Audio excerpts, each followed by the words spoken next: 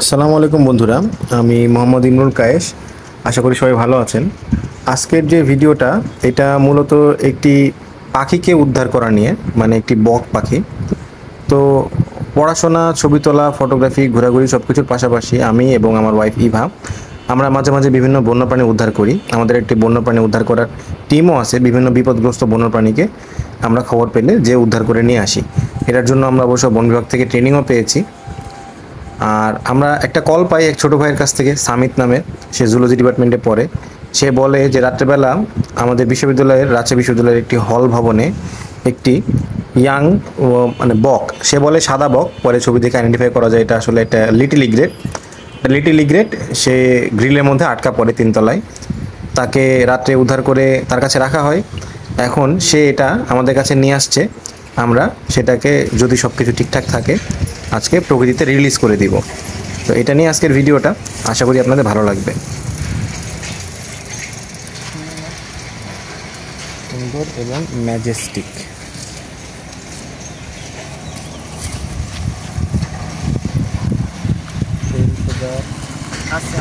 বয়স কম।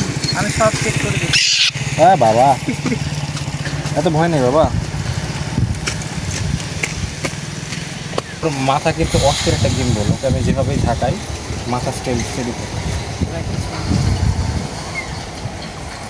আপনার সময় নেই।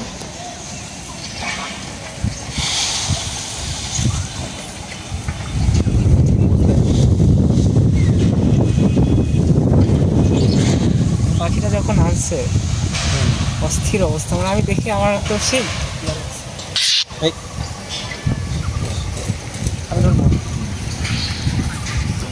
এই যে এমনি ধরছে, এমনি ধরলাম। একটা ছবি তুলে দিই। এটা তো হচ্ছে গ্রেটারটা না,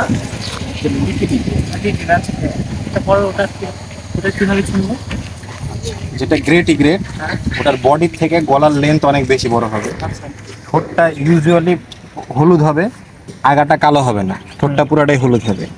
আচ্ছা, পায়ের ক্ষেত্রে যদিও ব্রিডিংয়ে কালার চেঞ্জ হয়, এটা যেরকম পায়ের কালার হচ্ছে কালো ছিল, ব্রিডিংয়ের সময় সবুজ হয়েছে, তো ওটার পায়ের কালার হলুদ থাকবে। হলুদ, এটা হলো, সেটা হলো। হ্যাঁ, নর্মালি একটু কালো থাকবে, এখানে হলুদ থাকবে, এই হচ্ছে বিষয়। আর এটা হচ্ছে মানে সাব অ্যাডাল্ট, মানে এখনো ফুল অ্যাডাল্ট হয় নাই।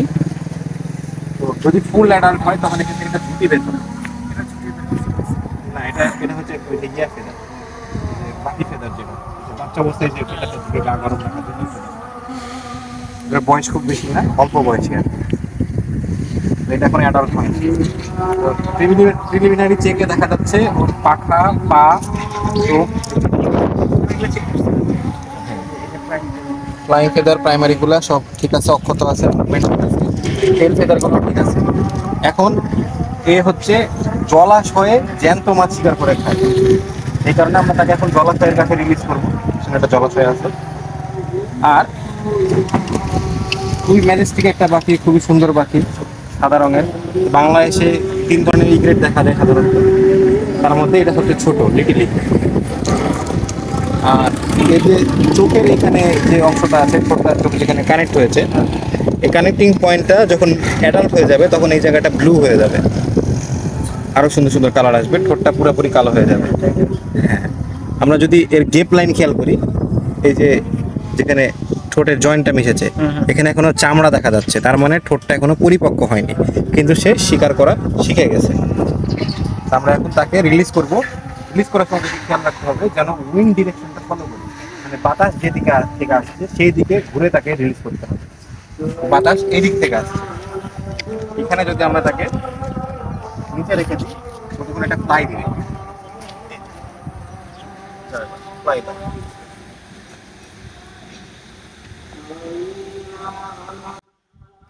তো বন্ধুরা, বকটাকে আমরা যখন রিলিজ করি তখন দেখে বোঝা যাচ্ছিল সে হয়তো কিছুটা ইতস্তত বোধ করছে বা কিছুটা ভয় পেয়েছে। হয়তো সে এই জলাশয়ে মাছ শিকার করে না, অন্য কোনো জলাশয়ে, নতুন পরিবেশ, তার বুঝে নিতে কিছুটা সময় লাগছিল। তবে এটাও দেখে ভালো লাগছিল যে তার কোনো ফিজিক্যাল ডিসএবিলিটি নাই, সে মোটামুটি সুস্থ। আর তার যে ফ্লাইট ফেদারগুলো আমরা এক্সামিন করেছিলাম সেখান থেকে আমরা বুঝতে পেরেছিলাম যে কেবল সে উড়া শিখছে এরকম বয়সের একটা বক। সে হয়তো উড়তে উড়তেই কোনোভাবে ভুলক্রমে হলের গ্রিলে এসে আটকা পড়ে। তো পরবর্তীতে এই জায়গায় তাকে ছেড়ে দেওয়ার পর সে কিছুক্ষণ এদিক সেদিক ঘোরাঘুরি করে, তারপরে একটা সময় সে বিভিন্ন ঝোপে ঝাড়ে গিয়ে পোকা খোঁজা শুরু করে, খাবার খোঁজা শুরু করে। আমরা তাকে বেশ অনেকক্ষণ ধরে পাহারা দিই, মানে যেহেতু জায়গাটা রাস্তার পাশে জলাশয়টা, তো আমাদেরকে এবং বকটাকে অনেকেই হয়তো দেখেছে ওই জায়গায়। কেউ হয়তো চিন্তা করতে পারে যে বকটাকে হয়তো ধরা বা শিকার করা যায় কিনা। এই কারণে আমরা মোটামুটি সন্ধ্যা পর্যন্ত বকটাকে পাহারা দিই। তো যখন সন্ধ্যা হয়ে আসে তখন আকাশেও একটা চমৎকার দৃশ্য দেখা যায় এবং আমরাও দেখি বকটা মোটামুটি তার একটা নিরাপদ জায়গায় গিয়ে সন্ধ্যার পরে বিশ্রামের জন্য আশ্রয় নেয়। তো এই ছিল আজকের ভিডিও। আশা করি আপনাদের ভালো লেগেছে। পরবর্তী আরও ভিডিও বিভিন্ন বিষয়ে দেখার জন্য আমাদের সাথেই থাকুন। আসসালামু আলাইকুম।